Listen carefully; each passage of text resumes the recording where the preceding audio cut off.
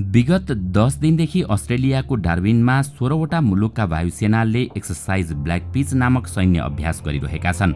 अभ्यासमा Australia, Canada, France, Germany, Indonesia, Japan, Malaysia, Netherlands, New Zealand, Philippines, दक्षिण Korea, Singapore, Thailand, UAE, बेलायत र America सहभागी छन्। सेप्टेम्बर 8 सम्म चल्ने उक्त अभ्यासमा 100 भन्दा बढी विमान र 2500 भन्दा बढी सैनिकहरू सहभागी छन्। दर्शकवृन्द, आउनुहोस् आजको यस श्रृङ्खलामा हामी ब्ल्याक पिच नामक सैन्य अभ्यासबाट के सन्देश दिन खोज्दैछ अमेरिका, आज हामी यसैको बारेमा चर्चा गर्नेछौँ। प्रत्येक 2 वर्षमा आयोजना गरिने यो अभ्यास पछिल्लो पटक सन् 2018 मा गरिएको थियो। बीचमा कोभिडका कारण आयोजना नगरिएको यो अभ्यास पुनः सञ्चालन गरी अस्ट्रेलियाले आफ्ना सहयोगी राष्ट्रहरूसँग अल्पकालीन रणनीति र प्रक्रिया साझा गर्ने अनि 16 देशका वायुसेना बीच सहकारवाहीलाई प्रवर्धन गर्ने लक्ष्य लिएको छ। अभ्यासका कमान्डर एयर कोमोडर टिन आल्सोपले यस अभ्यास मार्फत विभिन्न देशबीचको सहयोग थप मजबुत हुने र क्षेत्रीय स्थिरता प्रवर्धन हुने अवसर प्राप्त भएको बताएका छन्। क्षेत्रीय स्थिरताका लागि यो अभ्यास गरिएको भनी अस्ट्रेलियाले हिन्द प्रशान्त क्षेत्रमा चीनको बढ्दो सैन्य सक्रियतालाई इङ्गित गरेको हो। चीनले यस क्षेत्रमा आक्रामकता देखाइरहेको आरोप लगाउँदै अस्ट्रेलिया लगायतका मुलुकले आवागमन स्वतन्त्रता कायम राख्न मिलेर कारबाही गर्ने आफ्नो सङ्कल्पको प्रदर्शन यस अभ्यास मार्फत गरेका हुन्। अस्ट्रेलियाले आयोजना गरेको यस अभ्यासमा अमेरिका पनि संलग्न छ र भरपूर समर्थन गरिरहेको छ। चीनको उदयलाई रोक्ने अमेरिकी हिन्द प्रशान्त रणनीति अनुकूल क्षेत्रीय मुलुकका सेनाको संयुक्त अभ्यास हुँदा अमेरिका खुसी हुनु स्वाभाविक हो। चीनलाई रोक्नका लागि आफ्नो मात्र प्रयास पर्याप्त नभएको कुरा अमेरिकालाई थाहा छ। आफ्नो समकक्षी प्रतिस्पर्धीलाई रोक्नका लागि उसले साझेदार तथा सहयोगीहरूको सञ्जाल निर्माण गर्नुपर्ने भएको छ। defensenews.com का रवि बिटम्यानका अनुसार धेरै थरी मापदण्डमा हेर्दा हिन्द प्रशान्त क्षेत्रमा अमेरिका भर्खर दौडन सुरु गर्दा चीन भने वर्षौंदेखि दौडिरहेको छ।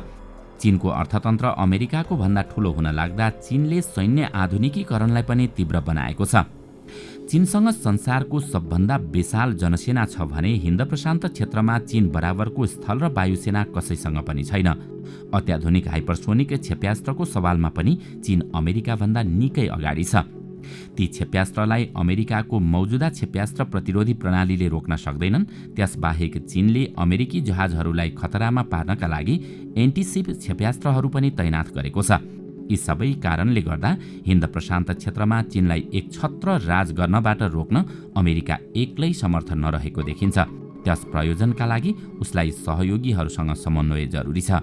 त्यही समन्वयको खोजीमा युरोपेली मुलुकहरूलाई समेत अमेरिकाले हिन्द प्रशान्त क्षेत्रमा सशक्त उपस्थितिका लागि प्रेरित गरिरहेको छ।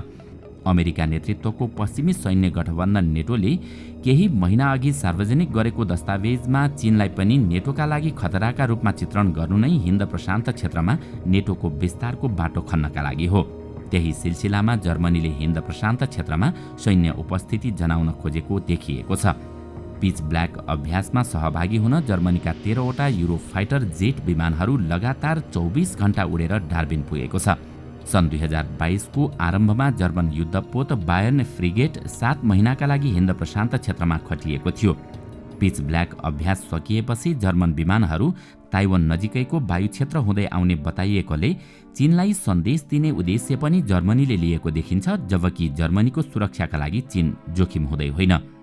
रुस युक्रेन युद्धमा युक्रेनलाई चाहे जति सहयोग गर्न नसकी पश्चिमलाई लज्जाबोध गराएको आरोप जर्मनीलाई लागेपछि सायद त्यसको क्षतिपूर्ति गर्न पनि ऊ हिन्द प्रशान्त क्षेत्रमा सक्रियता बढाउन खोज्दैछ। चीन सरकारको मुखपत्र ग्लोबल टाइम्समा तङ स्याओचीले तयार पारेको सामग्रीमा जर्मनीलाई अमेरिकाको पछि लागेर चीन विरुद्धको खेलमा सहभागी नहुन भनिएको छ। त्यसले पनि यस अभ्यासमा अन्य युरोपेली मुलुकहरूको तुलनामा जर्मनीको सहभागितालाई चीनले बढी चासो दिएर नियालिरहेको देखिन्छ। यस अभ्यासमा सहभागी अन्य मुलुकका पनि आफ्नै स्वार्थ छन्। भारत पनि आफ्ना 4वटा सुखोई विमान लिएर अभ्यासमा भाग लिन पुगेको छ। हिमालय क्षेत्रमा चीनको चरम रणनीतिक दबाव खेपिरहेको भारतलाई आफू कमजोर नरहेको र आफ्ना सहयोगीहरूसँगको समन्वय प्राप्त रहेको सन्देश चीनलाई दिन यस अभ्यासले सहयोग गरेको भारतीय विश्लेषकहरू बताउँछन्। यस अभ्यासले हिन्द प्रशान्त क्षेत्रका साथै युरोपेली मुलुकहरूलाई पनि सँगै आउने अवसर दिएकाले चीनसँग सङ्घर्ष भएको खण्डमा यस क्षेत्रका मुलुकलाई पश्चिमको एकताबद्ध समर्थन प्राप्त हुने आशा जगाएको देखिन्छ। चीनको सैन्य गतिविधिमा वृद्धिका कारण आफूहरूको सुरक्षामा जोखिम आइलागेको अनुभव गर्ने मुलुकहरूले अभ्यासलाई सकारात्मक रूपमा लिइरहेका छन्। चीनले चाहिँ यस अभ्यासलाई स्पष्ट रूपमा आफ्नो घेराबन्दीका लागि चालिएको रणनीतिक कदम मानेको छ। ताइवानमा अमेरिकी संसदकी सभामुख न्यान्सी पेलोसीले भ्रमण गरी तनाव चर्काए लगत्तै यो अभ्यास गरिनु चीनका लागि आक्रोशित बनाउने विषय भएको छ। अमेरिका र चीन बीचको तनाव बढिरहेको बेलामा चीनलाई लक्षित गर्दै पिच ब्ल्याक बाहेक अन्य अभ्यास पनि अमेरिका र उसका साझेदारहरूले गरिरहेका छन्। अमेरिकाले जापान र दक्षिण कोरियासँग मिलेर ब्यालिस्टिक क्षेप्यास्त्र खोजी तथा पहिचान अभ्यास अमेरिकाको हवाईमा सम्पन्न गरेको थियो। पेसिफिक ड्रागन नामक उक्त अभ्यास अगस्त 8 देखि 14 सम्म आयोजना गरिएको थियो। त्यस्तै अगस्त 22 देखि सेप्टेम्बर 1 सम्म अमेरिका र दक्षिण कोरियाले उल्ची फ्रिडम सिल्ड अभ्यास गरिरहेका छन्। दक्षिण कोरियामा भइरहेको यस अभ्यासमा सैन्य विमान, युद्धपोत, ट्याङ्क र हजारौं सैनिकहरू समेत संलग्न रहेको अमेरिकी सञ्चार माध्यमहरूले खबर दिएका छन्।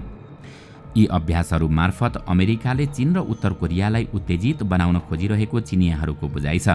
ग्लोबल टाइम्समा छापिएको एक सामग्री अनुसार अमेरिका र उसका साझेदारहरूका यस्ता अभ्यासले कोरियाली प्रायद्वीपको परिस्थिति थप बिगार्नेछ, साथै यस क्षेत्रमा हतियारको होड पनि बढाउनेछ। खासमा चीनलाई मनोवैज्ञानिक रूपमा दबाव दिन पश्चिमले यी अभ्यासहरू गरिरहेको देखिन्छ। यसबाट उत्तेजित भई चीनले प्रतिकारवाही गरेमा उसलाई दोषी ठहर गर्दै उसमाथिको आक्रमणलाई जायज ठहर्याउने पश्चिमको मनसुबा हुन सक्छ। तर चीनले युद्ध नभई ग्रे जोन कारवाही मार्फत यसको जवाब फर्काउन सक्ने विश्लेषकहरू बताउँछन्। हुन पनि चीन युद्धका लागि तयार भइसकेको भए पेलोसीको भ्रमण लगत्तै ताइवान नजिक सैन्य अभ्यास मात्र नगरी युद्धै गर्थ्यो होला। रुससँग मिलेर चीनले पश्चिम तथा उसका साझेदारहरूलाई पनि रणनीतिक रूपमा उत्तेजित बनाउन सक्ने अनुमान कतिपयले गरेका छन्। त्यसरी उत्तेजित बनाएर कुनै गलत कदम चाल्न बाध्य पार्ने अनि त्यस विरुद्ध आफ्नो कठोर कारबाही चाल्नका लागि जायज ठहर्याउने योजना चीनले बनाउन सक्ने बताइएको छ। चीन र पश्चिम अनि उसका क्षेत्रीय साझेदार बीचको यो माइन्ड गेम अझै केही समय चलिरहने देखिन्छ। यसमा दुवै पक्षले स्पष्ट जित हासिल गर्न गाह्रो भए पनि आफ्नो राष्ट्रिय सुरक्षा र क्षेत्रीय हितलाई सम्बोधन गरेको सन्देश दिन चाहिँ उनीहरू सफल हुनेछन्। तर यसमा हुन सक्ने सानो गल्तीले पनि हिन्द प्रशान्त क्षेत्रको सुरक्षा संरचनालाई चाहिँ तहस नहस बनाउन सक्ने जोखिम छ। पूर्वी एसियामा बढ्दो तनाव। हालै आएका समाचारमा जापान सरकारले 1000 भन्दा बढी ब्यालिस्टिक क्षेप्यास्त्र चीनतर्फ तिर्स्याउन खोजेको उल्लेख छ। यस कदमले टोकियो र बेजिङ बीच तनाव चर्काउन सक्छ। क्षेत्रीय स्थिरतामा यसले नकारात्मक असर पार्ने भएकाले अनि जापानको संविधानले पनि आक्रामकतामा सीमा तोकिदिएकाले यस कदमलाई कार्यान्वयन गरिन्छ कि गरिँदैन भन्ने स्पष्ट छैन। तर जापान र चीन बीच भू रणनीतिक प्रतिस्पर्धा चल्नु नयाँ यथार्थ भएको कुरालाई अस्वीकार गर्न सकिँदैन। यी दुवै मुलुक आर्थिक रूपमा घनिष्ठ भए पनि मनैदेखि चाहिँ पुराना शत्रु हुन्। अहिले आएर उनीहरूको भू राजनीतिक महत्वाकांक्षाका कारण टकराव बढ्न थालेको छ। चीनको उदयले एसियामा जापानको प्रभुत्वलाई जोखिममा पारेको छ। दुई देशले स्वामित्व दाबी गरिरहेको टापु समूहलाई हात पार्न बेजिङ सफल भएछ भने टोकियोमाथि रणनीतिक विजय प्राप्त गर्नेछ। पूर्वी चीन सागर र विवादित दियाओयु सेन्काकु टापु समूह एउटा कुरा भयो, तर अहिले ताइवान टापु सबभन्दा ठूलो तनावको विषय बनेको छ। आफ्नो अस्तित्व रक्षाका लागि ताइवानको स्वायत्तता कायम रहनु जरुरी भएको जापानले बताउने गरेको छ। ताइवान चिनिया मुख्य भूमिसँग मिसिएमा बेजिङले जापानको दक्षिण पश्चिम परिधिमा जलक्षेत्रीय प्रभुत्व कायम गर्नेछ। त्यसैले गर्दा ताइवानका विषयमा जापानले पनि सक्रियता बढाएको छ। अमेरिकी सांसदहरू अहिलेको तनाव आउनु अघि र तनाव चलिरहेको बेलामा ताइवान गइरहे जस्तो जापानी सांसदहरू पनि ताइवान गइरहन्थे। अघिल्लो महिना हत्या गरिएका सिन्जो आबे ताइवानका कट्टर समर्थक थिए र त्यहाँ भ्रमण गर्न खोज्दै थिए। जापानमा अहिले परराष्ट्र नीतिलाई बदल्न खोजिँदैछ र त्यसको योजनाकार आबे नै थिए।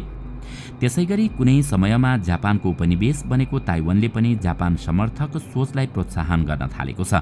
आबेको हत्यापछि ताइवानी जनताले गरेको शोक प्रदर्शनबाटै त्यो कुरा स्पष्ट हुन्छ।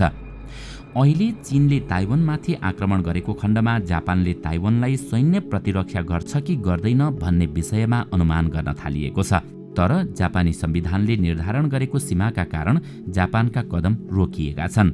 यस्तो स्थिति रहे पनि जापानले कुनै हालतमा ताइवान गुमाउने छुट पाउँदैन। भलै जापान र चीनबीच सन् 1976 मा कूटनीतिक सम्बन्ध पुनः गाँसिँदा जापानले एक चीन नीति अपनाएको थियो। यो सबै बुझेर टोकियोले आफ्नो शान्तिवादी संविधानमा छिद्रहरू खोजी रक्षा खर्च बढाउन खोजेको छ। यसरी चीनको बढ्दो सैन्य शक्तिलाई सन्तुलनमा राख्नका लागि जापानले प्रयास गरिरहेको छ। जापानलाई यसो गर्न क्वाड समूहका अन्य सदस्यले सहयोग गरिरहेका छन्। चीनको घेराबन्दी गर्नका लागि समन्वय गरिरहेका अमेरिका र अस्ट्रेलिया यसमा बढी उत्सुक छन्। भारत पनि जापानको महत्त्वपूर्ण सहयोगी हो। नयाँ दिल्लीले चीनसँगको सीमा विवाद थप नचर्काउनका लागि आफूलाई ताइवान विवादबाट परै राखेको भए पनि बेजिङलाई मध्यनजर गर्दै जापानलाई दीर्घकालीन रणनीतिक सहयोगीका रूपमा लिने गरेको छ। जापानले दक्षिण कोरियालाई पनि यस खेलमा संलग्न गराउन खोजेको छ अनि अमेरिकाले त्यसका लागि प्रोत्साहन गरिरहेको छ। दक्षिण कोरियाका दक्षिणपन्थी राष्ट्रपति युन सुक योल उत्तर कोरियाका विषयमा जापानसँग सहकार्य गर्न इच्छुक छन्, तर उनी चीन विरोधी बन्ने अपेक्षा बेकार हो। उनले आफ्ना पूर्ववर्तीहरूकै जस्तो सतर्क दृष्टिकोण अपनाइरहेका छन्। न्यान्सी पेलोसी ताइवानको कुख्यात भ्रमणपछि सौल पुग्दा कोरियाका राष्ट्रपतिले उनलाई भेट्न मानेनन्, जबकि जापानले उनलाई न्यानो स्वागत गर्यो। एसियामा अमेरिकालाई सबभन्दा बढी समर्थन गर्ने मुलुक जापान नै हो। तर यति हुँदाहुँदै पनि जापानले चीनलाई धेरै चिढ्याउन सक्दैन, किनकि चीन उसको छिमेकीका साथै महत्त्वपूर्ण व्यापार तथा लगानी सहयोगी हो। यी दुई देशबीच ऐतिहासिक शत्रुता रहेको भए पनि उनीहरूको कारोबार निकै घना छ। चिनिया अर्थतन्त्रमा पर्ने आघातले जापानलाई पनि चोट पुर्याउँछ। जापानसँग चिनिया बजारमा पहुँच गुमाउने सुविधा छैन। विशेष गरी कार, विद्युतीय सामान तथा अन्य वस्तुको निर्यातमा जापानका लागि चिनिया बजार महत्त्वपूर्ण छ। चीन सरकारले जापान विरोधी भावना भयङ्कर प्रभावकारी तरिकाले उछाल्न सक्छ। त्यसो गर्दा चिनियाहरूले जापानी सामानको बहिष्कार गर्ने र जापानी भवन तोडफोड गरिदिन सक्छन्। पछिल्लो पटक सन् 2012 मा सेन्काकु टापु समूहका विषयमा यस्ता प्रदर्शन भएका थिए। अमेरिकाको समर्थन पाएको भए पनि जापान कमजोर अवस्थामा छ भन्ने कुराको हेक्का राख्न यही उदाहरण पर्याप्त छ। चिनिया अर्थतन्त्र जापानको तुलनामा बढेको बढेछ अनि चीनको सैन्य क्षमता त जापानसँग तुलना समेत गर्न नमिल्ने गरी बढिसकेको छ। जापानले 1000वटा क्षेप्यास्त्र चीनतर्फ तिर्स्याएमा चीनले 5000वटा क्षेप्यास्त्र जापानतर्फ तिर्स्याउने अनि जापानी भूमिमा रहेका अमेरिकी सैन्य अड्डालाई तारो बनाउने चीनका राष्ट्रवादी टिप्पणीकार तथा ग्लोबल टाइम्सका पूर्व सम्पादक हु सिजिनले घोषणा गरेका छन्। अब प्रश्न उठ्छ, ताइवानलाई सुरक्षित पार्न तथा चीनलाई चुप लगाउन के जापानसँग सामर्थ्य छ? हो, पक्कै पनि यो काम त्यति सजिलो छैन। त्यसैले यी दुई देशबीचको सम्बन्ध एकातिर लामो समयदेखिको प्रतिबद्धता तथा ऐतिहासिक गुनासाहरूले भरिरहनेछन् भने अर्कोतिर संयम र अन्तर्निर्भरता अल्झिरहनेछ। दर्शकवृन्द, आजको श्रृङ्खला तपाईलाई कस्तो लाग्यो? हामीलाई कमेन्टमा अवश्य बताउनुहोला।